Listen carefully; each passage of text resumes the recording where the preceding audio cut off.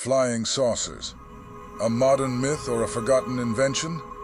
Today we're diving into the story of Alexander Weygers, the man who patented the UFO decades before they became a cultural phenomenon.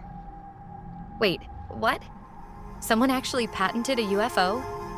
That sounds like something straight out of a sci-fi movie. Oh, it's very real. Back in 1944, a Dutch-American inventor named Alexander Weygers filed a patent for what he called the Discopter, essentially the world's first flying saucer design. But here's the kicker.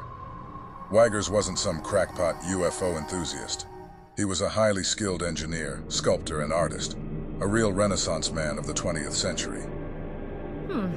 That's fascinating. So, how did you come across this story? It's not exactly common knowledge.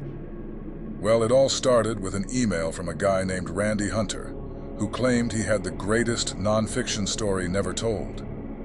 Now I get a lot of wild claims in my inbox, but something about this one caught my attention. Randy had spent years and millions of dollars uncovering Weygers' forgotten legacy. Millions of dollars? That's some serious dedication. What drove Randy to invest so much in this story? It's a combination of things. Randy's an art dealer who stumbled upon Weygers' work in 2008. He initially saw it as a business opportunity. You know, the dream of discovering an unknown artist and making them famous. But it quickly became an obsession. He's produced a movie, written a book, and even bought the land where Weygers used to live for $1.6 million. Wow, that's intense. So, tell me more about Weygers. What made him so special, besides the flying saucer thing?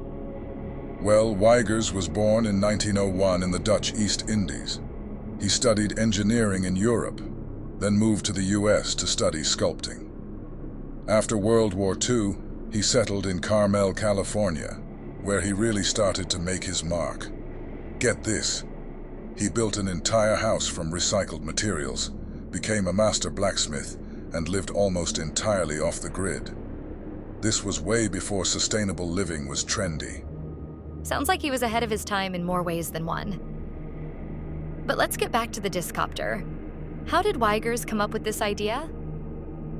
The designs actually date back to the 1920s. Weygers envisioned a craft that could take off vertically and float on a cushion of air. It was a revolutionary concept at the time. He saw it as the future of urban transportation. Imagine a world where flying saucers shuttle people between rooftop landing pads in crowded cities. That's actually pretty cool. So, what happened? Why aren't we all zipping around in Discopters today? Well, that's where things get a bit murky. The Discopter itself never became a reality.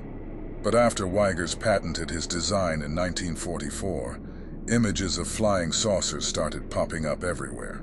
In architecture, cars, movies, you name it. Weygers was convinced the US military had stolen his idea, though they denied it. Oh, so that's where the whole UFO craze came from? From this guy's invention? It's hard to say for sure, but the timing is certainly suspicious. There's no denying that Weygers' design had a huge cultural impact, whether people realized it or not. And that's part of what fascinates Randy so much. The idea that this forgotten genius might have shaped our collective imagination without getting any credit. It's an intriguing story, but I'm curious about Randy himself. What's he like in person? That's actually a bittersweet part of this story. When I first met Randy, he was this energetic, talkative guy, just bursting with enthusiasm about Weygers. But over the course of working on this story, his health has declined significantly. He's been battling cancer, and it's taken a toll. Oh no, that's terrible. How is he coping? It's been tough. The painkillers make it hard for him to get around and think clearly. But even in his weakened state, his passion for Weygers shines through. He's racing against time to make Weygers as famous as he believes he should be. That's heartbreaking. It sounds like Randy sees a lot of himself in Weygers. You know, I think you're right. They're both men who chose to live by their own rules, creating legacies with their own hands. Randy even told me he had a dream where Weygers' spirit encouraged him to continue his mission. Wow, that's powerful. It's almost like Randy is carrying on Weygers' work of imagining the impossible and trying to make it real. Exactly. And in a way, isn't that what all great inventors and artists do? They see something that doesn't exist yet and bring it into being through sheer force of will and creativity. It certainly is. And whether or not Weygers' Discopter ever flies, the impact of his idea is undeniable. It's shaped our cultural imagination for decades. You're absolutely right. And it's not just the Discopter that made Weygers special. His whole life was a testament to creativity and self-sufficiency. Did you know that young people from all over the world would travel to Carmel just to take his tool-making and sculpting classes? Really? That's impressive. What was it about Weygers that drew people to him? Well, Weygers had this unique ability to see potential in things others overlooked. He could take discarded objects and turn them into beautiful, functional pieces of art or tools. It was like he had this vision of a different way of living, you know? More sustainable, more connected to the earth and to human creativity. That sounds incredibly relevant to our current environmental concerns. Do you think Weygers' ideas could have a resurgence?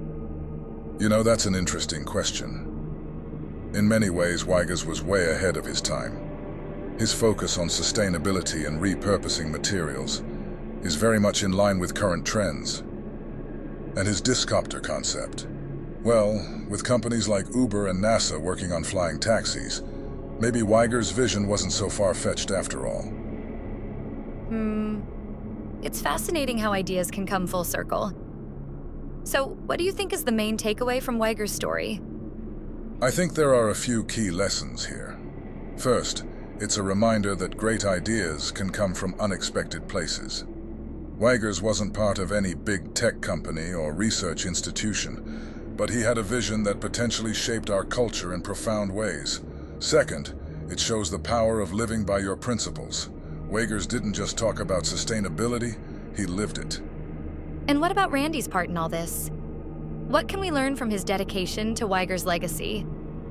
That's a great point. Randy's story is really about the power of passion and perseverance. He saw something valuable that the world had overlooked, and he's dedicated his life to bringing it to light.